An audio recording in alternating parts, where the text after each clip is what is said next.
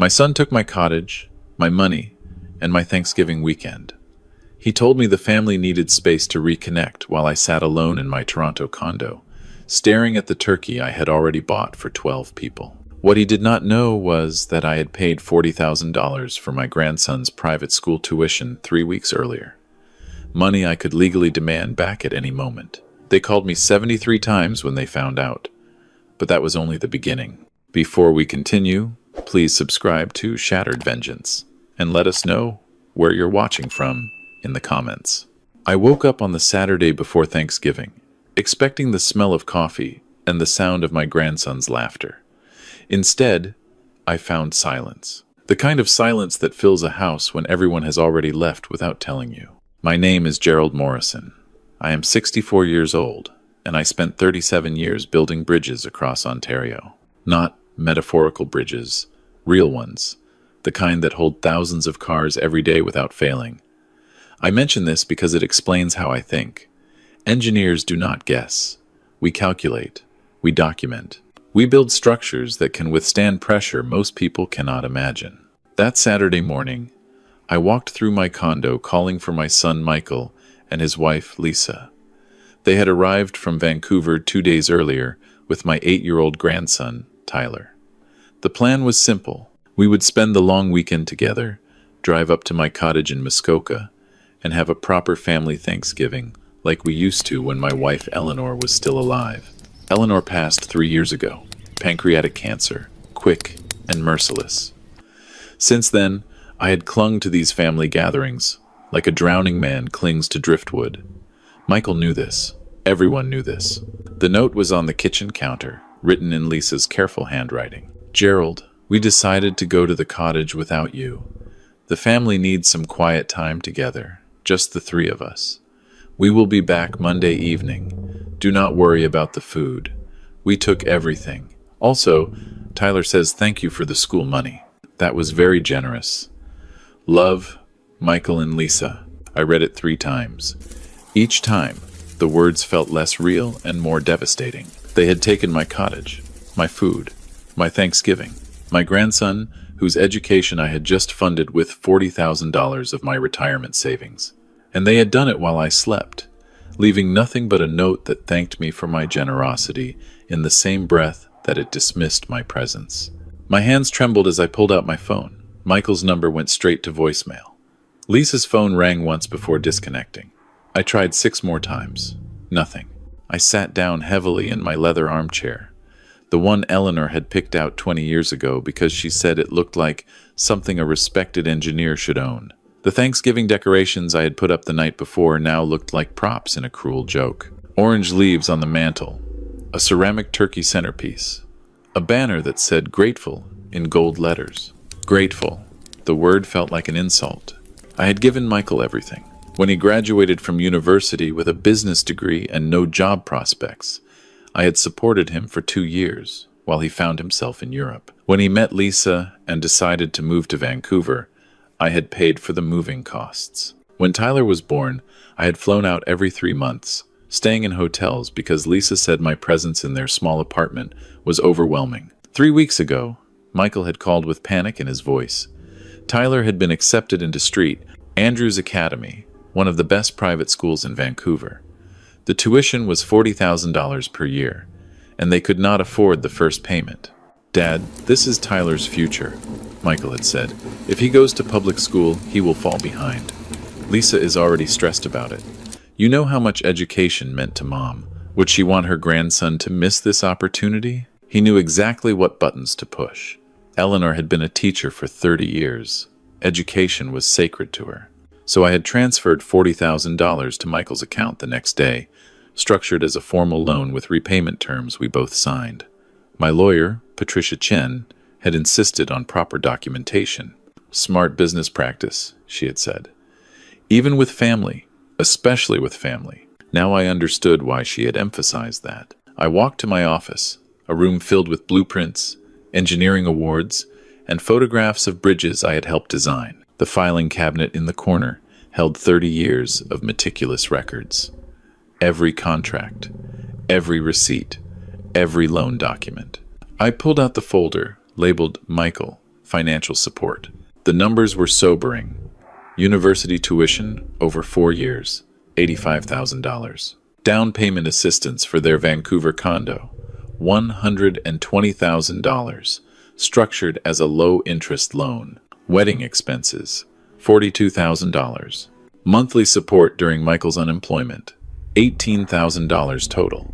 Emergency medical costs, when Lisa had her appendix removed and their insurance was complicated, $12,000. Tyler's school tuition, $40,000. $317,000. Over a decade of careful generosity, documented in neat folders with receipts and signed agreements. And they had left me alone on Thanksgiving weekend after taking my cottage key from the hook by the door. My phone buzzed with a text from my neighbor, Sandra. "Happy Thanksgiving, Gerald. Hope you're having a wonderful time with your family." I stared at the message until the screen went dark. They thought I was just a convenient source of funding. A retired engineer with no wife, no social life, and deep pockets. Someone who would quietly accept their abandonment and continue writing checks out of guilt and loneliness. They were wrong. I dialed Patricia Chen's number. She answered on the third ring, her voice carrying the relaxed tone of someone enjoying a holiday weekend. "Gerald, happy Thanksgiving. What can I do for you?" "Patricia, I need legal advice. Today, if possible." Her pause told me she had noticed the tension in my voice. "Gerald, what is wrong? You sound different." "My family left for my cottage without me this morning. They took my food, my car, my grandson, and left a note thanking me for being generous. I want to know my legal options regarding the money I have loaned them over the years." The silence stretched long enough that I wondered if the call had dropped. "They abandoned you on Thanksgiving? Are you serious?" "Completely serious. They took my money and left me behind. Now I want to know what I can legally get back." Patricia's voice shifted into professional mode. "The condo down payment loan we structured is ironclad. Demand loan, 60-day notice, as specified in the agreement. The school tuition was also documented as a loan, callable with 30 days notice. But Gerald, are you sure you want to go down this road? Maybe you should wait until they return and have a conversation first." "They made their decision, Patricia. Now I am making mine." After hanging up, I opened my laptop and began composing an email to my accountant, David Wright. He had handled my taxes for 15 years and knew my financial situation better than anyone. The cottage. They had taken the cottage. That property had been in my family for 40 years. My father had bought it when I was in my 20s, and Eleanor and I had spent every summer there raising Michael. The dock where he learned to swim, the fireplace where we roasted marshmallows, the bedroom where Eleanor and I had whispered about our dreams for the future. After Eleanor died, the cottage became my sanctuary, the only place where her memory felt close enough to touch. And Michael had taken his wife and son there without me, deliberately, calculatedly. I pulled up the cottage's property records on my computer. The deed was in my name alone. Eleanor had transferred her share to me 5 years before she passed, for estate planning purposes. Michael had no legal claim to the property whatsoever, but he had a key. I had given it to him years ago, trusting that family shared things freely, trusting that my son would never abuse that trust. I called the cottage's landline. It rang 8 times before Lisa answered, her voice artificially cheerful. "Morrison Cottage," Lisa speaking. "Lisa, it is Gerald." The cheerfulness vanished immediately. "Oh, Gerald. Hi. We were just about to call you." "Were you? Before or after you finished eating my Thanksgiving turkey?" "Gerald, please do not be dramatic. We just needed some family time. Michael has been so stressed with work, and Tyler needs attention from both his parents without any distractions." Distractions. The word landed like a slap. I am a distraction now? That is not what I meant. I just meant that sometimes 3 generations under one roof can be intense. "We thought you might appreciate having your condo to yourself for a few days." "You thought I would appreciate being abandoned on Thanksgiving weekend after I paid $40,000 for your son's education 3 weeks ago?" Lisa's tone hardened. "Gerald, we are very grateful for the school money, but gratitude does not mean we have to spend every holiday catering to your need for family togetherness. Sometimes people need space." Space you could have requested instead of stealing my cottage and leaving a note. We did not steal anything. Michael has a key. We just borrowed the cottage for a few days. You are overreacting. I opened my filing cabinet and pulled out the loan documents. Lisa, put Michael on the phone. He is busy with Tyler right now. Then he can be busy while listening to this. The $40,000 I transferred last month for Tyler's school was structured as a formal loan. You both signed the promissory note. It is callable with 30 days written notice. Do you understand what that means? The silence on the other end was exactly what I had expected. Lisa's expertise was in yoga instruction and wellness coaching, not contract law. You cannot be serious, Gerald. It was a gift. You were helping your grandson. The documentation says otherwise. Michael signed a promissory note. You witnessed it. The loan is callable at my discretion. Michael's voice suddenly joined the call. Dad, what is this about? Lisa is crying. Good. She should have thought about consequences before coordinating to abandon me on a holiday. Dad, we did not abandon you. We just needed some space. You are always so intense about family gatherings, always expecting gratitude, always bringing up how much you have done for us. It is exhausting. Something cold settled in my chest. Exhausting. Giving you $300,000 over 10 years is exhausting for you? That is not what I meant. I just meant that sometimes being around you feels like we are constantly being reminded that we owe you something. You do owe me something. Legally. $120,000 for your condo down payment, plus interest. $40,000 for Tyler's school. Both documented, both signed, both callable. The phone went silent except for the sound of heavy breathing. Dad. Michael's voice cracked with panic. You cannot do this. We will lose everything. Then you should have thought about that before deciding my presence was unwanted. I hung up and immediately called Patricia Chen back. Patricia, I want to proceed with everything. Prepare the collection notices for both loans, the condo down payment and the school tuition. I want them served as soon as legally possible. Gerald, it is Thanksgiving weekend. They made it clear that family holidays do not matter to them. Why should I treat their financial obligations any differently? I spent the rest of Saturday documenting everything, every text message, every email, every financial transaction. My engineering brain found comfort in the systematic organization of evidence. That evening, I received the first voicemail from Michael. Dad, please. Lisa is devastated. Tyler does not understand why everyone is upset. Can we please talk about this like adults when we get back? We made a mistake, okay? We should have discussed the cottage trip with you first, but this is not worth destroying our family over. I saved the message without responding. The second voicemail came from Lisa. Gerald, I know we hurt your feelings, and I am truly sorry about that, but threatening our financial stability is not the answer. Tyler needs his school. We need our home. Please, let us work this out together. The third voicemail came from a number I did not recognize. It turned out to be my brother Donald, who lived in Calgary. Gerald, I just got a strange call from Michael. He says you have gone nuclear over some kind of cottage misunderstanding. Look, I know you have been lonely since Eleanor passed, but threatening your own grandchild's education seems extreme. Call me. The character assassination had begun. I poured myself a glass of scotch and sat in the darkness of my condo, watching the city lights twinkle outside my window. They were already reframing the narrative. I was the lonely, unreasonable old man, overreacting to a simple miscommunication. They were the innocent victims trying to manage a difficult family member. What they did not know was that I had seen this pattern before. In my 40 years of engineering, I had worked with contractors who smiled while they stole, business partners who shook hands while planning betrayals.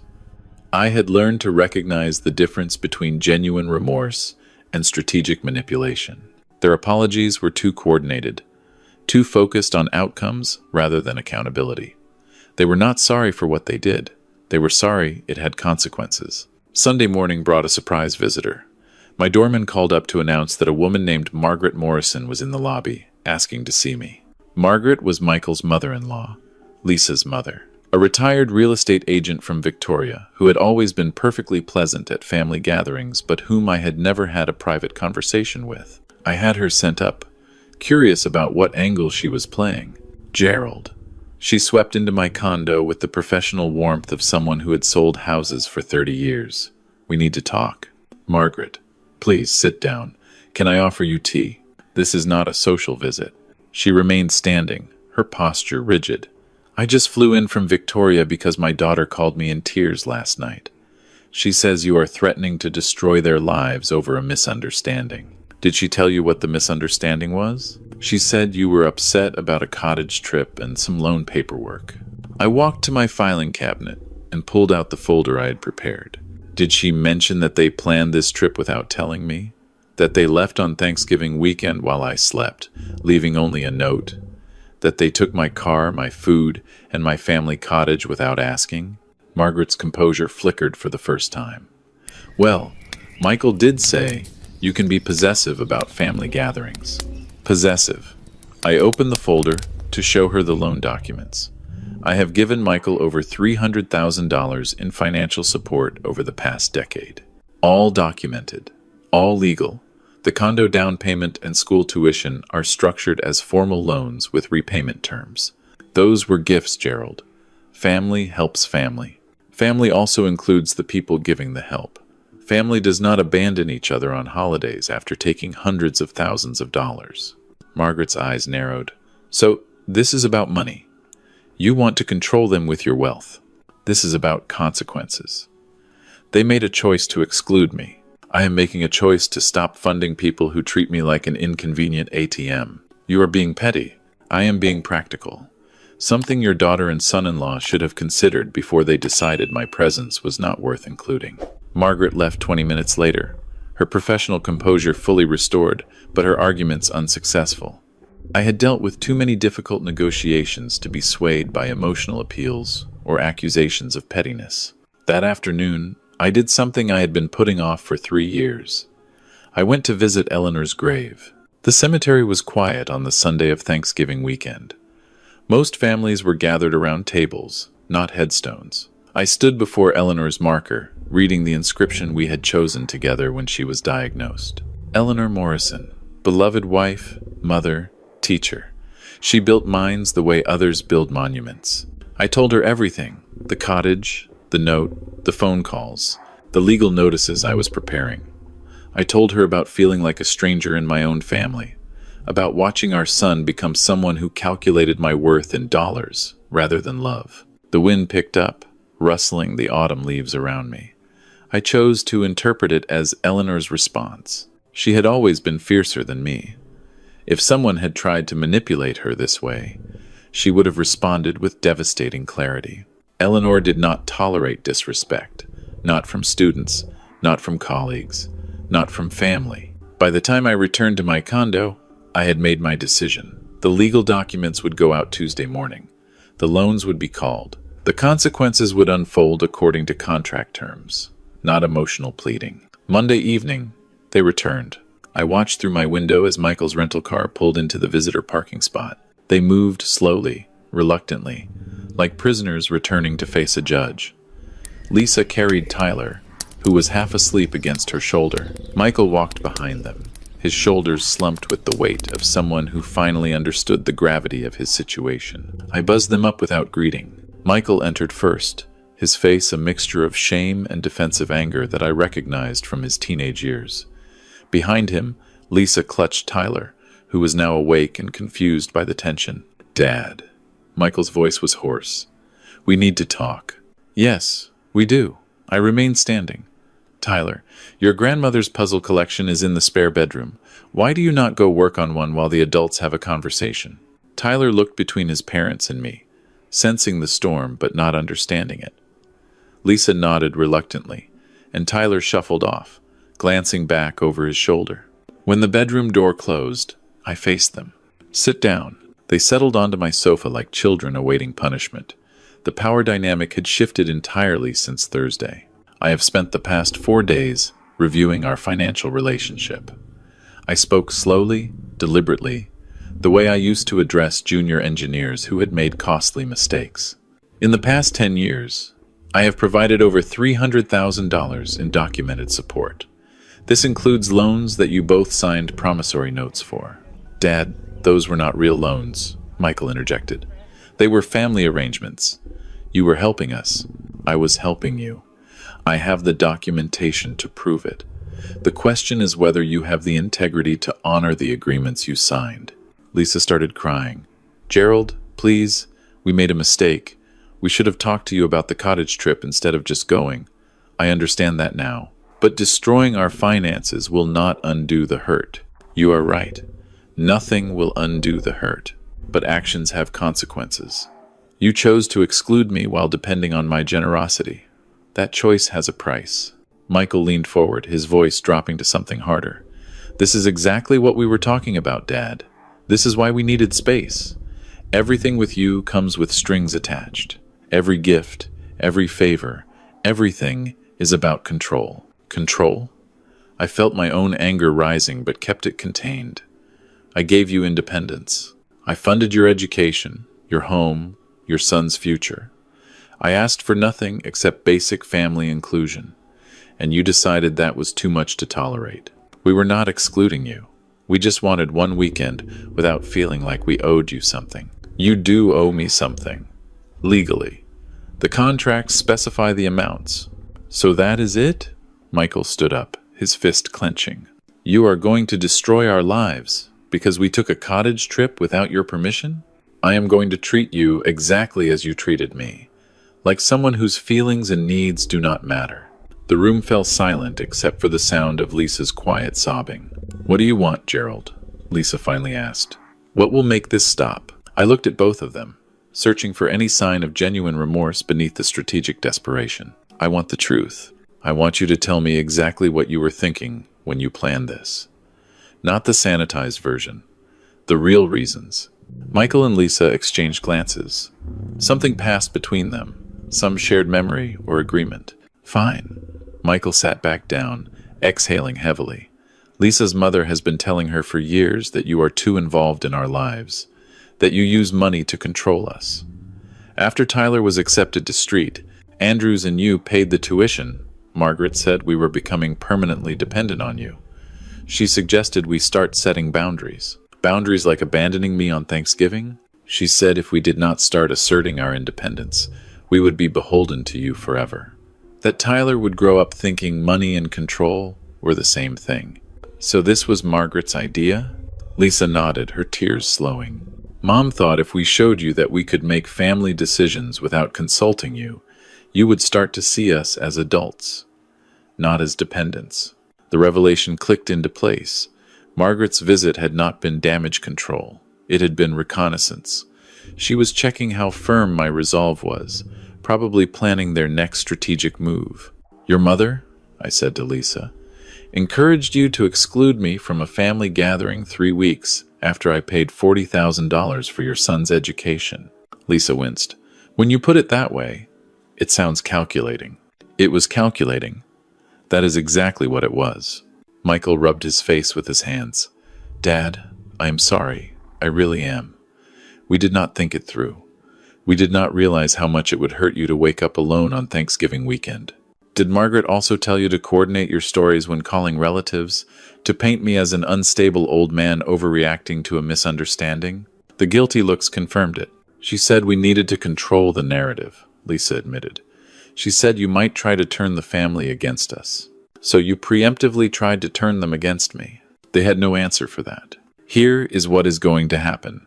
I pulled out the file Patricia had prepared. The loan notices will be filed tomorrow. You will have 60 days to pay back the condo down payment loan and 30 days for the school tuition.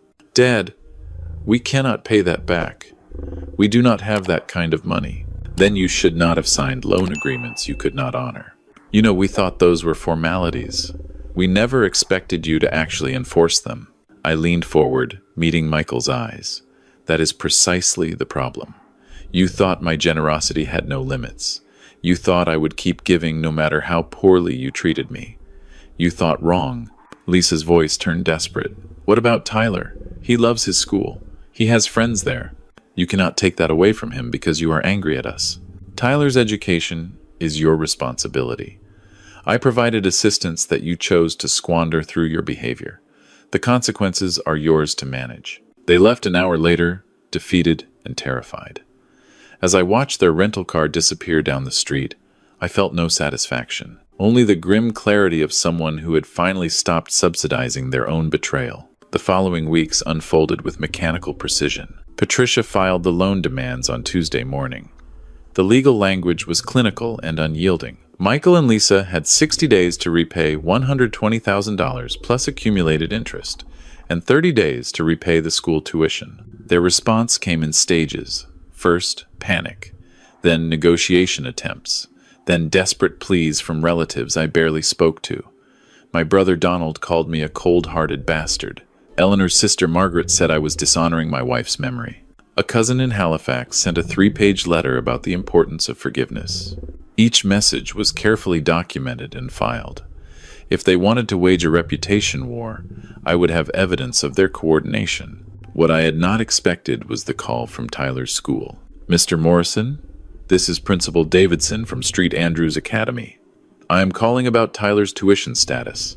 I sat up straighter in my chair. "Yes? We received notice that the tuition payment has been flagged for potential recall. The payment came from your account directly, and our finance office is asking for clarification. The tuition was paid through a loan agreement with my son. That loan is currently being called." "I see." There was a pause. "Mr. Morrison, I want you to know that Tyler is an exceptional student. He has adjusted remarkably well to our school. His teachers speak very highly of him." "I am glad to hear that." "I also want you to know that St. Andrews has a significant financial aid program. If Tyler's family situation changes, we would work with them to ensure he can continue his education." I thanked Principal Davidson and hung up. The call had not changed my legal position, but it had reminded me that Tyler was an innocent party in this conflict. He had not chosen to exclude me. He had not written the note. He had not coordinated the betrayal. That evening, I did something I had not done in months. I called my friend Arthur, a retired judge who lived in North York. We had known each other since our children were in elementary school together, and he had remained a steady presence through Eleanor's illness and passing. "Gerald." Arthur's voice carried the measured calm of a man who had spent 40 years weighing difficult decisions. "I heard through the grapevine that you are having some family difficulties." "That is an understatement." "Tell me what happened." I explained everything: the cottage, the note, the loan recalls, the coordinated reputation campaign. Arthur listened without interruption, occasionally making small sounds of acknowledgement. When I finished, he was quiet for a long moment. "Gerald, from a legal standpoint, you are entirely within your rights. The loan documents are enforceable. Their behavior was egregious. But I have seen many family disputes escalate beyond the point of repair. Sometimes winning is not the same as being right. They abandoned me on Thanksgiving, Arthur, after everything I have done for them. I know, and that was wrong, but Tyler is 8 years old. He had no part in his parents' decisions. Is punishing his parents worth damaging your relationship with him?" The question hung in the air between us. "I am not punishing anyone. I am collecting legitimate debts. You and I both know those debts were never meant to be called in under normal circumstances. You structured them that way for estate planning, not for enforcement. Normal circumstances ended when they chose to exclude me while taking my money." Arthur sighed. "I am not telling you what to do, Gerald. You are old enough and smart enough to make your own decisions. But I am asking you to consider what Eleanor would have wanted. Eleanor would have wanted a family that valued her husband. Yes, and she would have wanted her grandson to have a relationship with his grandfather." I ended the call feeling more conflicted than before. Arthur was right that Tyler was innocent, but Michael and Lisa had made their choices knowing Tyler would be affected. The responsibility for consequences belonged to them, not to me. 2 weeks before Christmas, Michael called with a proposal. "Dad, I have been doing a lot of thinking." He sounded different, more subdued. "You were right about everything. We treated you like an ATM, and we did not appreciate everything you did for us." "This is not about appreciation, Michael." I know. He took a deep breath. I talked to Lisa and her mother. Margaret admitted that she had been pushing us to create distance from you. She said she was trying to protect Lisa from becoming dependent, but she went too far. Did Margaret also admit to coordinating the reputation campaign? Yes. She orchestrated the calls to Uncle Donald and Aunt Margaret. She thought if enough family members pressured you, you would back down. And now? Now we understand that was wrong. All of it. The cottage trip, the note, the phone calls, everything. I waited for the negotiation to begin. With Michael, there was always a negotiation. Dad, I have a proposal. What if we restructure the loans with an independent financial advisor? Someone who can create a realistic repayment plan that does not require us to sell our home or pull Tyler out of school. We would pay back every cent, just on terms we can actually meet. The proposal was more reasonable than I had expected. And what about our relationship going forward? Michael's voice cracked slightly. I want Tyler to know his grandfather. I want him to have memories of the cottage, of family dinners, of all the things I took for granted growing up. I was so focused on independence that I forgot what I was being independent from. A father who loved us, who gave us everything. You should have thought of that before you left me alone on Thanksgiving. I know, and I will never stop regretting it. But I am asking for a chance to make it right. Not because of the money, because I miss my dad. The words landed somewhere deep in my chest, in the place that had been frozen since I read that note on the kitchen counter. Send me a formal proposal through Patricia. I will consider it. Dad, thank you. Do not thank me yet. I will read the proposal. That is all I am promising. The proposal arrived 3 days later. Michael and Lisa offered to repay the loans over 15 years at reasonable interest, with accelerated payments if their financial situation improved. They also offered to cover the cost of a family counseling program to rebuild trust. Patricia reviewed it and pronounced it legally sound. David confirmed the financial terms were reasonable. Arthur said it showed genuine effort at reconciliation. I spent a week thinking about it. On Christmas Eve, I made my decision. I called Michael. I have reviewed your proposal. I accept the repayment terms with one modification. What modification? The school tuition loan is forgiven. It was always meant for Tyler's benefit, and he should not suffer for his parents' mistakes. The silence on the other end was long enough that I wondered if Michael was still there. Finally, his voice came through, thick with emotion. Dad, thank you. I do not know what to say. Say you understand that this is not about money. It never was about money. I understand. I really do. Good. Now, there is one more thing. Anything. I want you and Lisa and Tyler here for Christmas dinner tomorrow. No excuses, no last-minute changes. If you are going to be part of this family, then be part of this family. We will be there, I promise. They arrived at noon on Christmas Day. Tyler burst through the door first, running to hug me with the unself-conscious joy of a child who does not understand adult conflicts. Grandpa, Merry Christmas. Mom said you have a puzzle we can work on together. I knelt down to meet his eyes, feeling something shift in my chest. I do, Tyler, and I have missed you very much. Michael and Lisa hung back, uncertain of their welcome. I looked at them standing in my doorway, seeing not the calculating adults who had abandoned me, but the flawed human beings who had made terrible choices and were trying to make amends. Come in. I stepped aside. Dinner will be ready in 2 hours. The afternoon was not perfect. There were awkward silences and careful conversations. Lisa apologized 3 more times. Michael kept touching my shoulder as if to confirm I was real. But Tyler's laughter filled the spaces between our discomfort, and somewhere in the middle of dinner, I realized I was enjoying myself. We did not discuss the loans. We did not discuss the cottage incident. We talked about Tyler's school, about Michael's work, about my plans to volunteer at the local engineering museum. Normal family conversation. After dinner, while Lisa helped Tyler with his new Lego set, Michael joined me on the balcony. The Toronto skyline sparkled with Christmas lights, and our breath made small clouds in the cold air. Dad, I need to tell you something. I waited.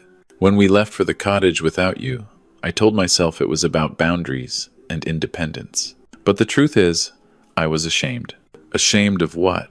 Of how much I had taken from you over the years. Every time you helped us, I felt smaller. Like I was not living up to what you and Mom expected. Margaret's advice gave me permission to feel angry instead of grateful. and anger felt better than shame. I considered his words carefully. Michael, I never wanted you to feel ashamed. I helped because I could, and because I love you. I know that now. But when you are always the one receiving, it is hard to feel like an equal, hard to feel like an adult. So you try to take control in the worst possible way.